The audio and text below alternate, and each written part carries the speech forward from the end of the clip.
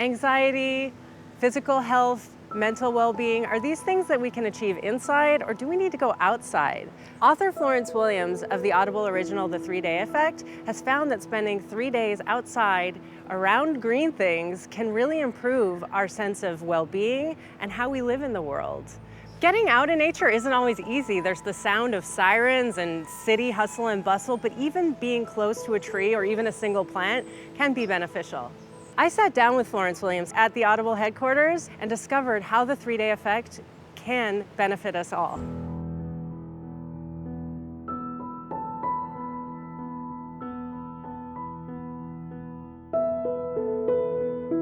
We're here at Audible with Florence Williams, author and narrator of The 3-Day Effect, and she's here to talk to us about this amazing phenomenon that happens when you spend 3 days outside in nature. Can you talk to me a little bit about what the 3-Day Effect is and how you came to it and why you chose to do a piece about it? Sure. I first ran across the concept of the 3-Day Effect from a cognitive neuroscientist at the University of Utah.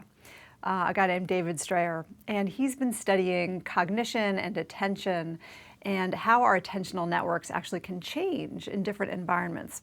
And he became interested in this topic because he loves backpacking and he loves rafting, and he found that he got some of his best scientific ideas after these 3-day trips. So the scientist in him wanted to know, like, what is that about? How does that happen? Is it real? What's going on? And can I study it and can I measure it? And I thought, well, that's pretty cool. Like, I totally want to write about him. I want to spend some time with him. Well, is there something magical about the number 3 for the 3-Day Effect? Like, is 2 enough? Is 28 too many? Is 3 the magic number? So people who study this really do believe there is something magical in 3 days. And you see this kind of on the academic side, and you also see it on the clinical side. You know, people who work with populations doing sort of therapy outside. There's something magical about 3 days. They all say it. The question is, like, what is it? What's the special ingredient? What's the recipe? What's happening in your brain? And can we actually sort of capture that scientifically, and can we tell that story? So you also wrote something called The Nature Fix. So nature and outdoorsiness isn't new territory for you. But the 3-Day Effect, was this something that, were you skeptical at all going into it, that this sort of phenomenon was real? Well, having written about this topic for a number of years now, I was not that skeptical about it. I mean, I've spent a lot of time in the wilderness. Now I've talked to so many researchers who do notice these sort of behavioral and brain changes in nature. So it didn't surprise me that 3 days would, be kind of higher on the dose effect and make a difference. But I was skeptical about parts of it. Like, I understood that it could improve your mood, it could help you sort of think about your life and your identity. Cultures across time have been sort of ritualizing time in nature over multiple days as being so important for personal growth. But I was really kind of surprised about the cognition piece. Like, you could actually become smarter and more creative after 3 days. That surprised me. That's very cool. And, here I am sitting, and we're in this room, and we're in a city. You can see a little bit of a plant here. So the 3-Day Effect, can I reap any benefits by, like, sitting next to a tree for a few hours? Or is this specific, like, the benefits you get from it specifically, you have to spend a full 3 days? It looks like you really can get benefits from a much smaller dose of nature. It's going to be a different kind of benefit. But the studies really show that even having houseplants can sort of brighten your mood, can actually sometimes make you behave in ways that are more generous to other people. Can slow your perception of time and make you feel sort of calmer in the rush of modern life. If you have a view of a tree or views of grass, that can even just refresh your brain a little bit, so that when you go back to the task you're doing, you're a little bit sharper. So I think it looks like the benefits are greater if you can actually have a full sensory engagement being outside. But if you can just get a houseplant or a window view, it actually does make a difference. Okay, making a note, gonna go do that. Go sit by your window. Yeah, and it does make sense, because I'm thinking back to times when I was at home and having a chair, looking out, and just feeling that peace. Yeah, you feel peace. It kind of makes you take a deeper breath. Yeah. To look at something green and living. For a minute, you might feel sort of connected to something outside of your own brain. And it turns out that is actually really beneficial to our well-being. So, but talking about the 3-day effect and sort of your process of researching and writing and making this, you dealt with some pretty traumatized people. And talk to me a little bit about how you chose to work with these groups, who they were, and why specifically people who've been through it, like the rough times that they have been through. Well, one of the things I really learned is that these deeper immersions in wilderness are especially important when we're dealing with some of life's difficulties, like big difficulties. So times of transition, trauma, grief. I mean, these are the times when this deeper immersion seems to be particularly helpful. And so it made sense to look at those groups, to sort of watch what they were going through, to sort of witness some of these really profound changes. I found it very powerful to spend time with veterans who had PTSD. It's very hard to treat post-traumatic stress syndrome through conventional ways, through medication or through therapy.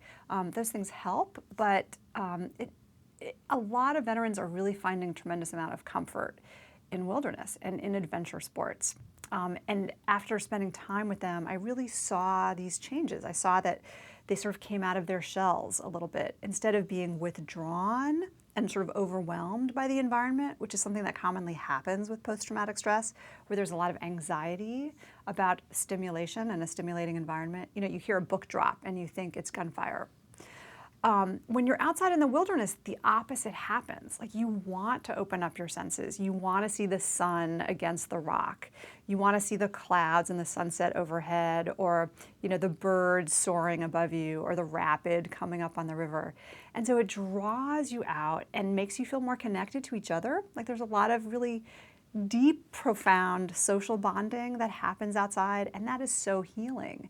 So it's really fun to watch. Yeah, I mean, and it sounds like it really powerfully affected them. Is there like different way you treat different groups differently? Should different people approach this differently depending on their trauma? And I'm thinking of the women who went through the sex trafficking and those kind of traumas. Yes. That was a different experience for them. I think, you know, if we look at sort of the conventional wilderness therapy model, it's like go conquer a mountain, you know, gain self-confidence through doing something really badass. Like, that's kind of the traditional model.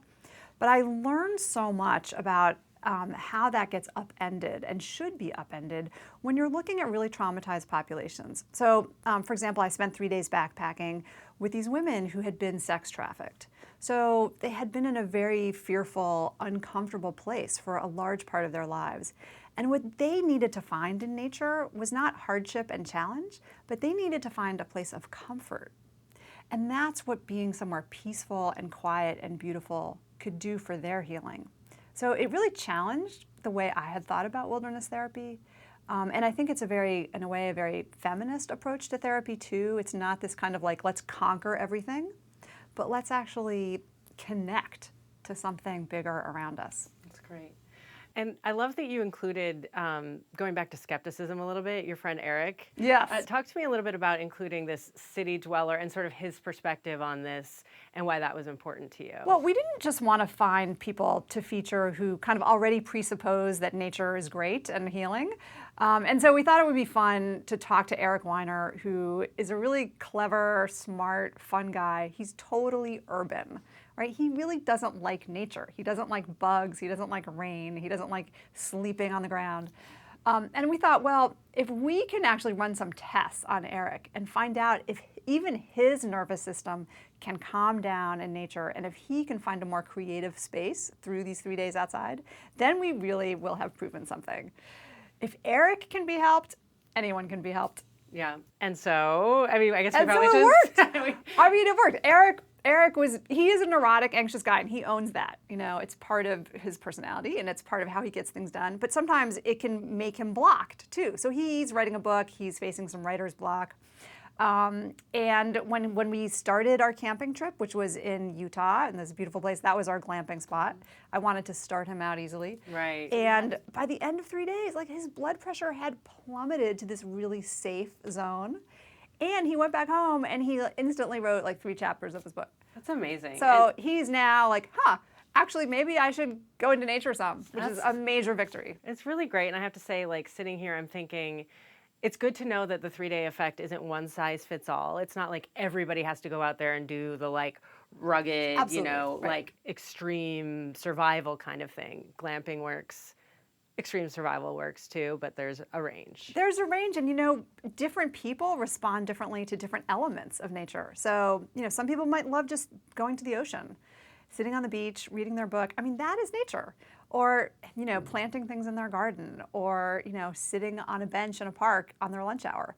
I have this very generous definition of nature. It doesn't have to be this pristine wilderness area that requires some kind of, intense activity to get there. Everybody talks about how we're hyper-connected. We have our phones. We look at our phones, I don't know what the number is, 3,000 times a day. Is it more important now, or is it just, it's always been important in nature and we just need to remember it? I guess the point is, or the question I'm trying to ask is, are the effects greater now because we are more removed, it feels like, from nature, and we are in this digital world so much? That's an interesting question, and I think the answer has to be yes. Because we're in the middle of the largest mass migration in human history. And it's the migration indoors. All of us, our children, ourselves, we're all spending more time inside. And part of it is because that's where we're plugged in. And we want to be plugged in. There's a lot that we do on our phones and on our computers. But more than ever, we do need an antidote to be able to recover from the stresses that engenders, right? We know when we're on our phones all day, it makes us a little frazzled. We know it's not great for our teenagers. We know this intuitively, but we don't really have a response to it. And I think people are craving more analog experiences. And nature is there. It's free, it's accessible. It's this instant way, I think, to kind of awaken your sensory brain that is just honestly kind of deadened in so much of modern life. How many times how often do you prescribe the 3-day effect, right? Is it like every year you need to do it, or every month, or is there in talking to the scientist who sort of inspired this, does he have a prescription for it, or is there like a specific amount of times you need to experience this? So I think there's actually a lot of variability, depending on what you're going through in your life. And I, probably for most of us, we don't get the opportunity to spend 3 days in deep wilderness very often.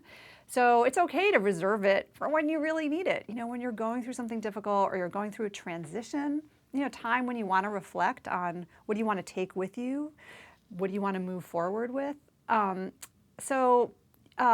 I think it just depends on sort of where you are in your life. But I do know that, some scientists I talk to try to get out there once a month for 3 days. I think that's kind of a high bar for most of us. Right. That was my feeling. Like, how much do I need to budget for my outdoor excursions? But also know that you can get benefits from just having a picnic. Right. Making it a priority, though, to really try to connect with nature when you can and on a level that feels doable. I think that seems great. I think that does seem doable. So I appreciate that. I think that covers it. I've come away with this thinking like, I could do this.